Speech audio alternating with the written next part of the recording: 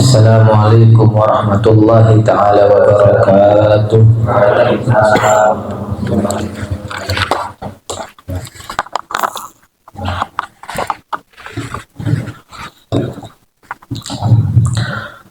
Bismillahirrahmanirrahim. Rabbi shrah li sadri wa yassir li amri warfa' li qadri wahlul 'uqdatam min lisani yafqahu qawli bi jahi sayyidina Muhammadin sallallahu alaihi wasallam. Allahumma salli ala sayyidina Muhammadin miftahil babi rahmatillah adada ma fi ilmillah salatan wa salaman daimaini bidawani mulkillah wa ala alihi wa sahbihi wa sallim. Alhamdulillah wassalatu wassalamu ala rasulillah Muhammad ibn Abdillah wa la hawla wa la quwwata illa billah.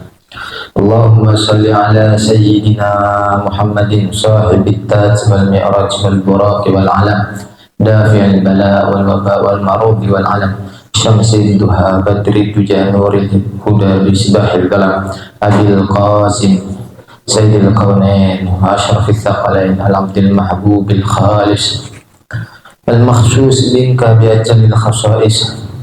Faya ayyuhar rajuna minhu syafa'atan sallu alaihi wa sallimu taslima. Faya ayyuhal musta'una ya ru'yati jamali sallu alaihi wa sallimu taslima. Alhamdulillah, tadi kita sudah mendengar apa yang telah dibahas dan dijelaskan oleh guru kita Mu'alim Yasin, dan juga telah kita menghidupkan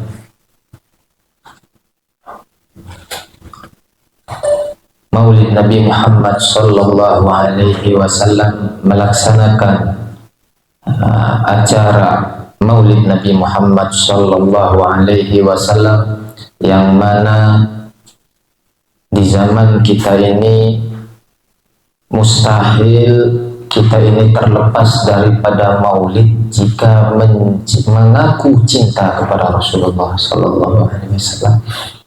Karena kita bukan seperti zaman dahulu. Di zaman kita, cara mengingat Rasulullah sallallahu alaihi wasallam itu sangat sulit sekali, beda dengan zaman yang sekarang ini. Berbeda dengan zaman dahulu. Zaman dahulu para sahabat, para tabi'in, itu cara para ulama seperti Al-Imam Asy-Syafi'i, tidak ada maulid zaman beliau. Al-Imam Al-Ghazali, tidak ada maulid di zaman beliau.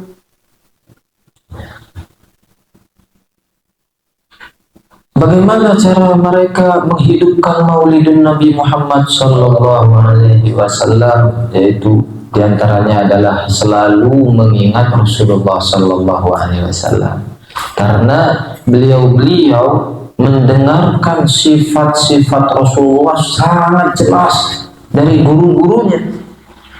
Sedangkan kita walaupun jelas mendengar sifat-sifat Rasulullah, sibuk kerja udah hilang lagi.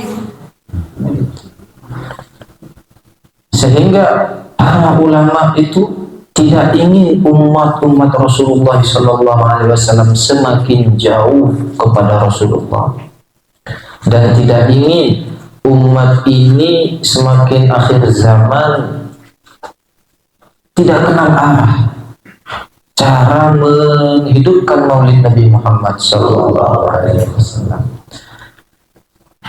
Sehingga timbullah Maulid, cara menghormati Maulid Nabi Muhammad sallallahu alaihi wasallam ini di zaman atau abad kelima Hijriyah, di zaman 500-an Hijriyah, itu yang bertepatan dengan zamannya Syekh Abdul Qadir Al-Jilani. Di zamannya Syekh Abdul Qadir Al-Jilani, di sana ada raja namanya Al-Malikul Muzaffar. Ini sebenarnya santri udah mendengar, ini mudah-mudahan yang tidak, mudah-mudahan ini menjadi motivasi. Dan beginilah cara kita ingin mengikuti Syekh Abdul Qadir Al-Jailani karena beliau menghidupkan maulid Nabi Muhammad Sallallahu Alaihi Wasallam. Ya, di zaman itu ada Al-Malikul Muzaffar, raja yang kurang baik lah. Tapi setiap maulid Nabi Muhammad Sallallahu Alaihi Wasallam, beliau ini selalu menghabiskan ratusan miliar bahkan daripada harta beliau. Ya.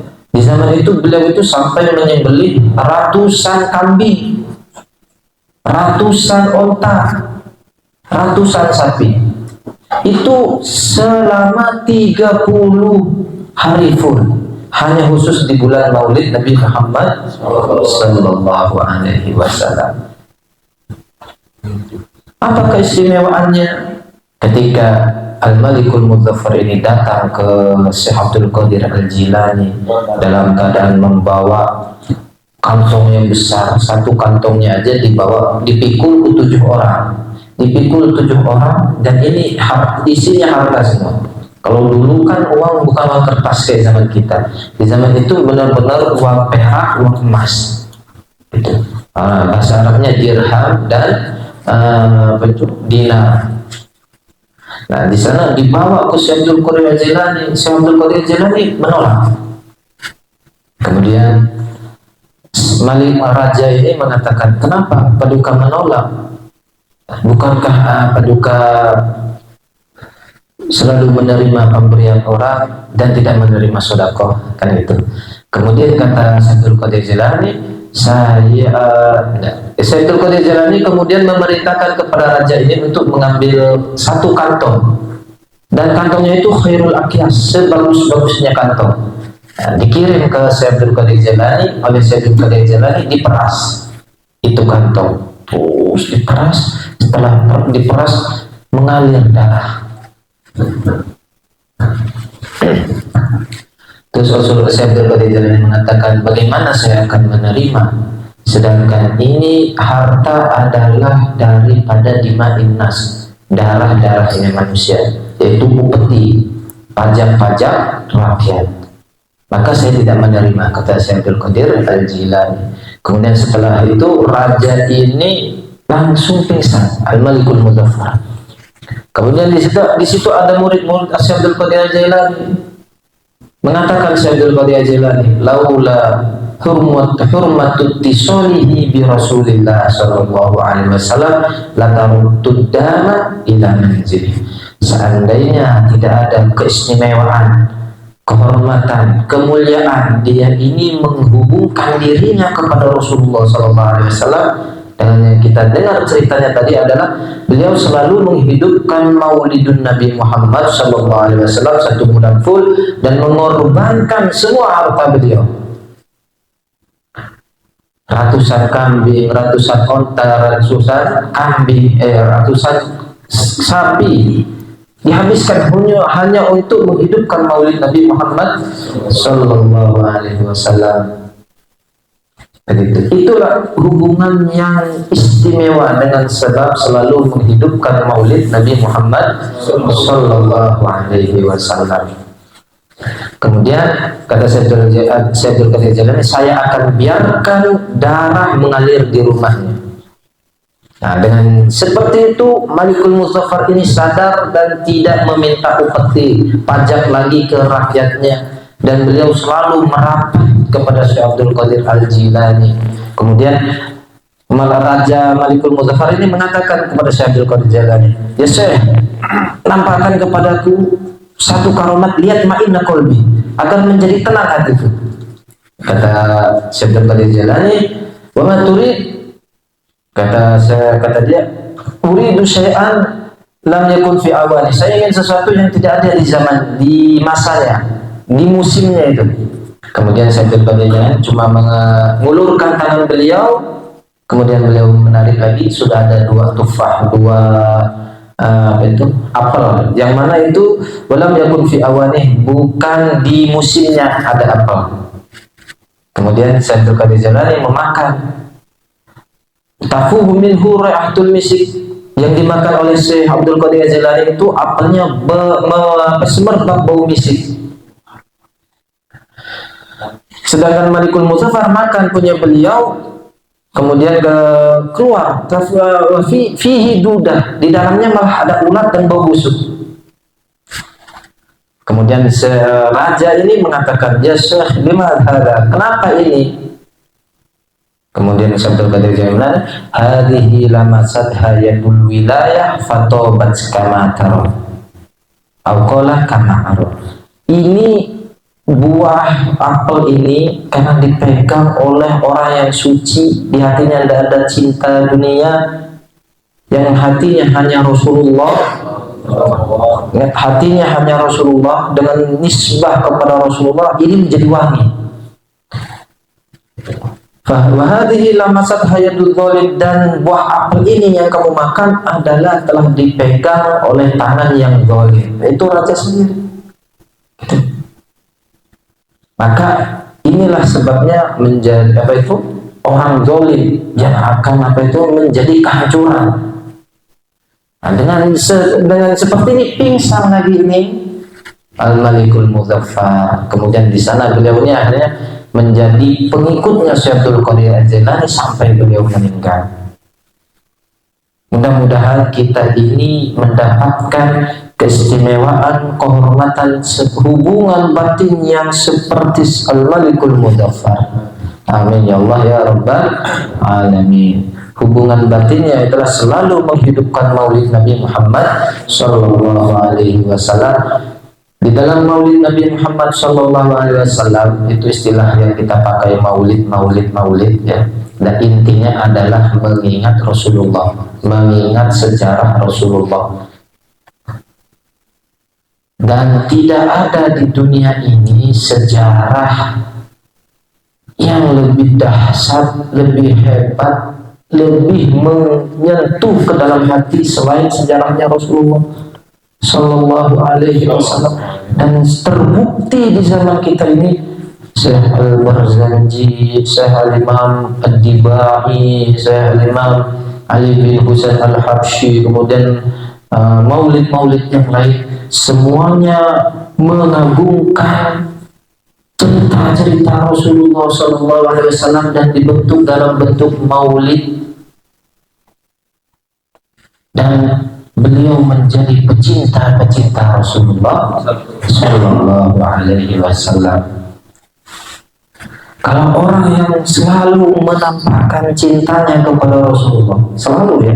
Kalau kita kan tidak mengingat Rasulullah sekarang, kalau lagi maulid, tapi itu tidak. Ya kan, sibuk kerja nggak pernah ingat, kan begitu. Sibuk dagang nggak pernah ingat Rasulullah. Ini beliau-beliau seperti Syahibul Maulid semuanya selalu ingat Rasulullah, mendapatkan keistimewaan. Di antaranya ada yang karomahnya berlipat ganda. Kemudian bahkan ulama itu yang karomahnya itu sampai dipegang tapi masih keluar gitu. Syekh Al-Barzanji ya, sangat hebat sekali beliau, tapi terus selalu merasa kurang kepada barokah maulid Nabi Muhammad Sallallahu Alaihi Wasallam. Dan juga ada hadis Rasulullah Sallallahu Alaihi Wasallam yang ini hadis pernah dikeluarkan oleh Sama'ul Ustaz Imam Al-Hafidh Al-Musnad Al-Kutub Dr. Sayyidina Maulana Al-Habib Abdullah bin Abdul Qadir bin Ahmad bin Fadhi Bidulari ayah-ayah beliau Ustaz Imam Al-Habib Al-Kutub Sayyidina Maulana Al-Habib Abdul Qadir bin Ahmad bin Fadhi. Ketika itu saya lagi ngaji hadis ini, lagi mendengar guru saya Sama'ul Ustaz Imam Al-Habib Muhammad bin Abdullah bin Abdul Qadir bin Ahmad bin Fadhi mengeluarkan hadis ini. Qala Rasulullah Sallallahu Alaihi Wasallam, khamsatun yadkhuluna al-jannata bighairi hisab. 5 orang ini akan masuk ke dalam surganya Allah Subhanahu wa Ta'ala tanpa dihisab. Yang pertama adalah man qala la ilaha illallah khalisan mukhlisan min qalbi.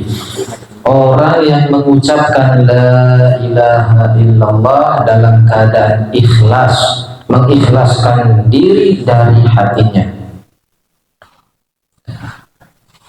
Di zaman kita ini banyak orang mengucapkan la ilaha illallah, bahkan mempermainkan la ilaha illallah, maka tidak termasuk golongan 5 golongan ini jika tidak ada satu syarat, yaitu syaratnya harus ikhlas, murni ikhlas kepada Allah Subhanahu wa Ta'ala, maka barulah dia menjadi golongan masuk ke dalam surganya Allah Subhanahu wa Ta'ala tanpa dihisab. Alhamdulillah, setiap pengajian kita kan selalu memperbaharui, mengupgrade ya, kalau istilah HP, mengupgrade iman kita dengan la ilaha illallah. Dan dengan senantiasa mengucapkan la ilaha illallah ini, kita mengharap mudah-mudahan timbul ikhlas. Kemudian supaya ikhlas ini semakin cepat timbulnya itu adalah dengan thalabul ilm. Nggak ada lain-lain itu. Karena di sana kita akan mengetahui tipu daya syaitan yang selalu menggoda kita agar tidak ikhlas. Itu syaitan. Tipu daya iblis yang selalu menjauhkan kita daripada keikhlasan. Dengan thalabul ilm, istiqomah thalabul ilm, maka saya akan mendapatkan keikhlasan dengan mengucapkan la ilaha illallah. Untuk syaratnya masuk surga di sini adalah ikhlas ketika mengucapkan la ilaha illallah. Yang kedua adalah walladzi yuhibbus salata wassalama alayya, dan orang yang gemar, orang yang mencintai bersolawat dan salam atasku Rasulullah Sallallahu Alaihi Wasallam. Maulid itu solawat, ya. Dikhususkan dengan kalimat ucapan maulid itu adalah istilah memudahkan kita. Sedangkan di dalam maulid itu semuanya penuh dengan solawat kepada Rasulullah Sallallahu Alaihi Wasallam. Jaminannya tadi masuk ke dalam surga ya Allah Subhanahu wa Ta'ala. Kemudian orang yang ketiga masuk ke dalam surganya Allah Ta'ala adalah waqaimul lail, orang yang senantiasa qiyamul lail, menghidupkan malam-malamnya, mengharap kepada Allah, mengetuk pintu Allah Subhanahu wa Ta'ala, meminta ampunan dosa kepada Allah Subhanahu wa Ta'ala. Maka orang yang senantiasa seperti ini masuk ke dalam surganya Allah Subhanahu wa Ta'ala. Kemudian wal muhibbu ilal ilmi wa ahli. Yang keempat adalah orang yang mencintai ilmu dan kepada ahli ilmu. Dan mudah-mudahan kita menjadi orang yang mencintai ilmu dan juga mencintai ahli ilmu. Dengan diadakannya di rumah Bapak Yus ini, insya Allah beliau ini sudah menampakkan rasa kecintaannya kepada ilmu, sehingga beliau insya Allah akan selalu setiap bulan sekali akan selalu belajar ya, sahriyah ya, belajar sebulan sekali dalam thalabul ilm ini agar mendapatkan ilmu-ilmu yang bermanfaat, agar mendapatkan keikhlasan dan juga menjadi orang yang masuk ke dalam surganya Allah Subhanahu wa Ta'ala. Yang keempat tadi apa? Orang yang mencintai ilmu dan juga ahli ilmu. Yang kelima adalah walladzi yuhibbu syaikhahu, orang yang mencintai gurunya. Orang yang mencintai guru yang benar, guru yang mengajarkan kita ikhlas, guru yang mengajarkan kita ilmu, yang mengenalkan kita kepada Allah. Maka guru yang seperti itu harus kita cintai, karena mencintai guru yang mengajarkan, mengenalkan kita kepada Allah, dia akan masuk ke dalam surganya Allah bighairi hisab. Ini menjadi kabar gembira kepada semua yang hadir di sini, agar kita pulang tidak sia-sia. Dan juga ini acara bukan hanya maulid, akan juga acara 7 bulanan, dan sebaik-baiknya memohon doa kepada Allah. Acara apapun itu, sebaik-baiknya tempat yang di sana mereka ingin dihujani rahmat, dihujani maghfirah, dihujani ijabah oleh Allah Subhanahu wa taala, itu adalah dengan maulid. Sebaik-baiknya tempat dimanapun itu ketika dinisbahkan kepada Rasulullah, yaitu dengan maulid atau dengan bersolawat atau dengan burda, maka ijabahnya itu lebih cepat, karena pintu ijabah itu tanpa melalui Rasulullah tidak akan terbuka. Sehingga ulama menjelaskan supaya doa itu mustajab ada 5. Yang pertama, alhamdulillah. Yang kedua, as-salatu ala nabi. Yang ketiga adalah baru doa. Yang keempat baru as-salat lagi, kemudian diakhiri dengan alhamdulillah lagi. Ini 5 syarat agar doa itu mustajab. Dan di dalam maulid Nabi Muhammad SAW terkumpul semuanya. Dan yang lebih menjadi pendorong yang sangat kuat itu adalah ketika dinisbahkan, disandarkan dengan bertawasul melalui Rasulullah Sallallahu Alaihi Wasallam, itu paling cepatnya itu di sana. Begitu loh. Alhamdulillah di sini beliau Bapak Yus ini mudah-mudahan yang di kandungan istri beliau menjadi anak yang soleh solehah, dan juga hajat-hajat beliau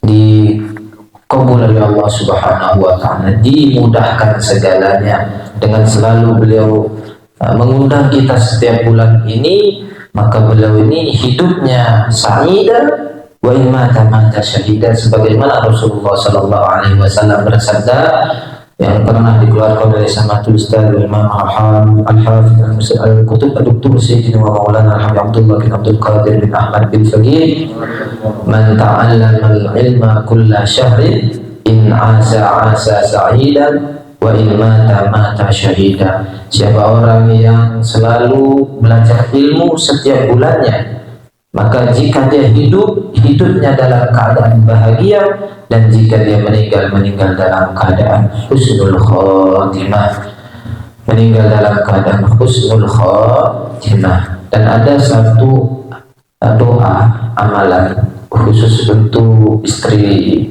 Bapak Yus ini, karena ini doa yang diutarakan oleh istrinya Imran. Ya, di dalam surah Al-Imran di sana ada istrinya Imran. Imran ini salah satu orang soleh, bahkan dia mengatakan Nabi kan, Nabi Imran. Kemudian beliau ini punya istri namanya Hana.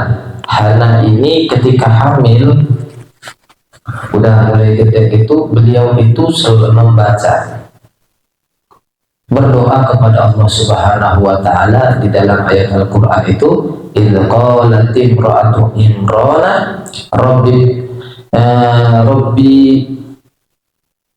idz qalat imra'atu imrana rabbi inni nadartu laka ma fi batni muharraran fataqabbal minni innaka antas samiul du'a. Ini mudah-mudahan nanti kalau enggak nanti saya tulisin ini khusus untuk istrinya, dibaca setiap selesai sholat minimalnya 3 kali, terus dibaca agar menjadi anak yang soleh solehah. Dan ini maknanya ketika berkata Siti Hana, yaitu berdoa maksudnya, yang mana Siti Hana ini adalah istrinya Nabi Imran. Dalam doanya adalah munajatnya itu, Rabbi ini ya Allah, sesungguhnya aku menadarkan laka kepadamu ma fi batni, apa yang ada di perutku, kandunganku maksudnya. Muharraran dinazar sebagai muharraran ini kalau di dalam bahasa Arabnya khodimul Rabbi, sebagai pelayan Tuhan. Ya, sebagai pelayan Tuhan. Fataqabbal minni, maka terimalah dariku, innaka antas samiul du'a. Dan ini Banyak ulama-ulama yang istrinya disuruh baca ini agar anaknya menjadi anak yang soleh solehah. Ketika dilahirkan, ternyata yang lahir adalah perempuan. Siapa? Siti Maryam, yaitu ibunda Nabi Isa. Beliau kalau sebagai pelayan Tuhan, baik di zaman dulu sampai sekarang, sebagai pelayan Tuhan itu hanya laki-laki. Tapi ini yang lahir perempuan, ini lahirnya perempuan. Bagaimana kejadian Siti Maryam ini ketika beliau ini beribadah di tempat ibadah beliau, tidak pernah, beliau itu matanya buta, telinganya buta, segalanya buta, hatinya pun buta. Buta apa? Buta daripada melihat laki-laki. Jadi nggak pernah melihat laki-laki yang mahram, yang bukan mahram. Telinganya buta daripada mendengar suara-suara maksiat. Hatinya pun buta daripada dunia, segalanya buta. Ibadahnya beliau itu tidak pernah dikirim makanan, tapi di tempat di samping beliau ibadah itu selalu ada makanan. Kalau di musim dingin makanannya itu adanya makanan yang bukan di musim dingin gitu. Ketika di musim panas, makanannya itu adalah makanan yang di musim dingin. Itu dikirim oleh Allah Subhanahu wa Ta'ala melalui malaikatnya. Hanya dengan nazarnya Siti Hana, lahirlah Siti Maryam yang beliau harapannya adalah laki-laki tapi perempuan, tapi tidak. Siti Maryam sehebat itu beliau, bahkan melahirkan kepada Sayyidina Isa, Nabi Isa, beliau tanpa ayah. Yang mana kalau di dalam penjelasan ayat itu tafsir para ulama, karena ini kan banyak versinya, non-muslim pun mereka bisa mengistilahkan hal ini. Tapi istilah hal di sini dalam tafsiran ulama, Allah Ta'ala mengutus malaikat Jibril, kemudian disuruh untuk meniup rahimnya Siti Maryam. Dari sanalah Siti Maryam akhirnya bisa hamil. Jadi benar-benar tanpa ayah dilahirkannya Nabi Isa.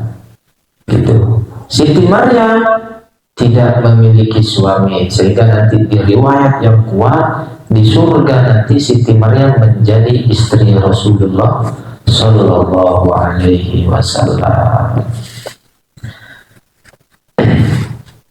Ya, ini doa untuk ibu-ibu yang sedang hamil. Perbanyaklah doa ini agar dijadikan yang di dalam kandungannya ini soleh solehah. Kalau laki-laki soleh, kalau perempuan solehah. Kemudian kita akhiri dengan pembahasan ilmu fikih ya, seperti biasa. Dan sekarang saya mau membahas yang lebih dipaham. Kalau kemarin kan pakai kitab Ibanatul Ahkam, itu akan menyusahkan bagi para yang bukan santri ya. Kalau yang santri insya Allah bisa memahaminya. Nah, kita kembali ke kitab yang lebih mudah lagi, yaitu di dalam kitab pembahasan dalam kitab Taqriratus Sadidah. Nah, saya mau tanya dulu nih ke Bapak Yus, ini mau ngaji ilmu fikihnya apa ilmu sholatnya dulu, atau ilmu masalah airnya dulu, atau ilmu wudhunya dulu? Fikihnya ini ilmu wudhunya, atau ilmu sholatnya, atau ilmu airnya, air suci, air enggak suci? Ilmu airnya mungkin. Ilmu airnya dulu ya. Air apa?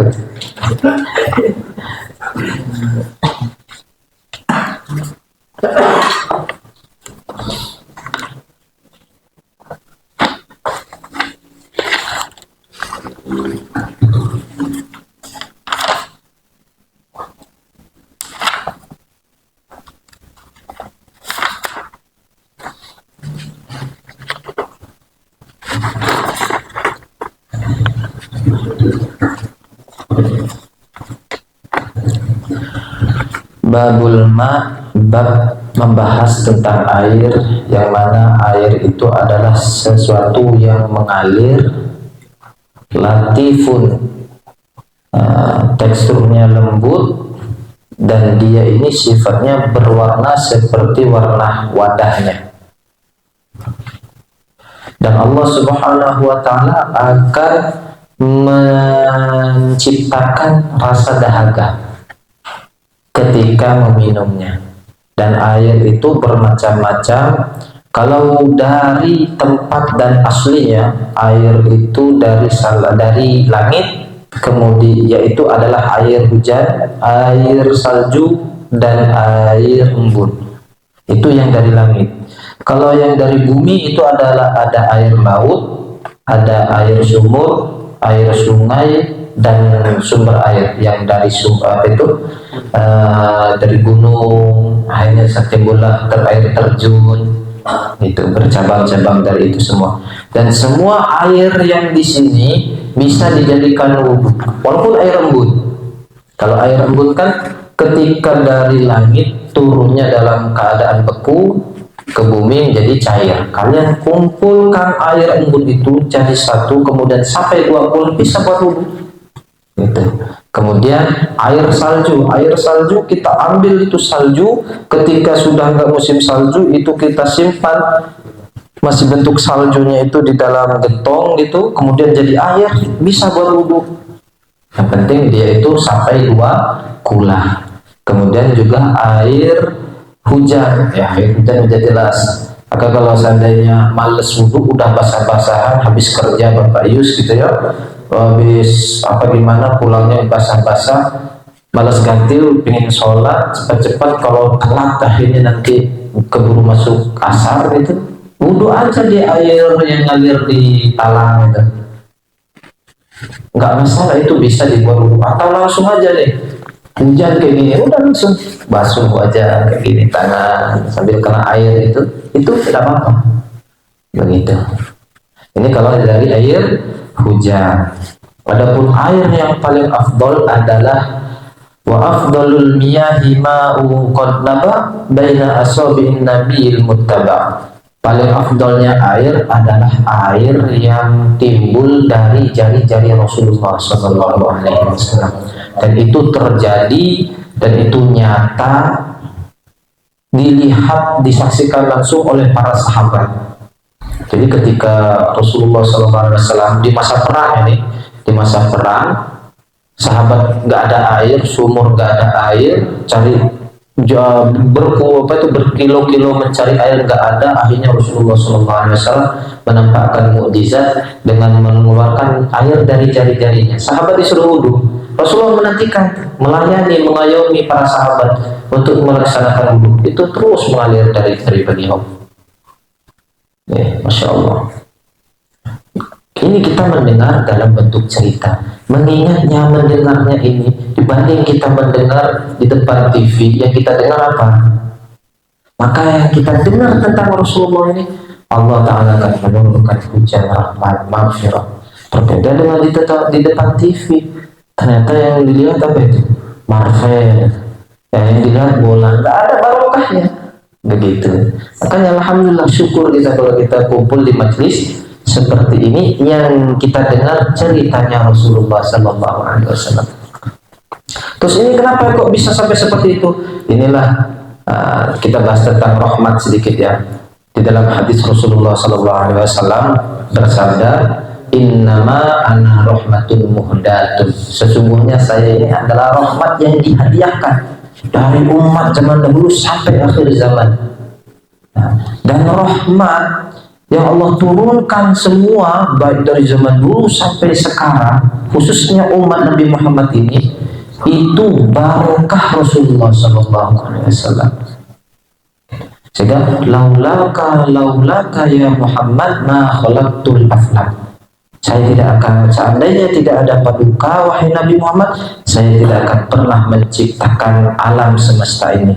Bahkan rahmat pun tidak akan mengalir ke kita, karena rahmat itu ciptaan Allah. Allah menciptakan rahmat. Rahmat ini mau disampaikan ke fulan bin fulan, ke Bapak Ius, Maulinya saya, semuanya kan mengharap rahmat Allah Subhanahu wa taala tidak akan sampai kalau tanpa Rasulullah Sallallahu Alaihi Wasallam. Dan ingat, rahmat ini dengan adanya Rasulullah, rahmat ini ada yang terus menerus tanpa terputus. Mudah-mudahan kita golongan ini. Ada yang di situ dia tetap dapat rahmat Allah Ta'ala. Mana buktinya? Makan tetap enak, nikmat makan, minum tetap nikmat, berzina oke, gitu. Duniawi dia dapatkan semuanya, tapi rahmat ini, nikmat yang mereka dapatkan melalui Rasulullah bisa terputus. Ya. Terputus. Mudah-mudahan kita ini tidak terputus rahmatnya sampai abad dan abidin. Dan rahmat ini dari Rasulullah Sallallahu Alaihi Wasallam, gitu.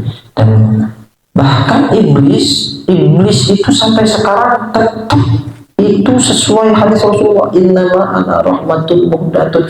Artinya rahmat Rasulullah ini Sallallahu Alaihi Wasallam ya, sebagai wasilah sampainya rahmat kasih sayang Allah kepada semuanya sampai kepada iblis itu melalui Rasulullah Sallallahu Alaihi Wasallam. Akan tetapi nanti ini rahmat dari Rasulullah ke iblis akan terputus. Sekarang dia masih senang selalu menggoda kita. Itu jelas kita tergoda. Tanda-tandanya kita tergoda banyak, diantaranya coba lihat cewek lewat, sulit jaga mata itu digoda sama iblis begitu.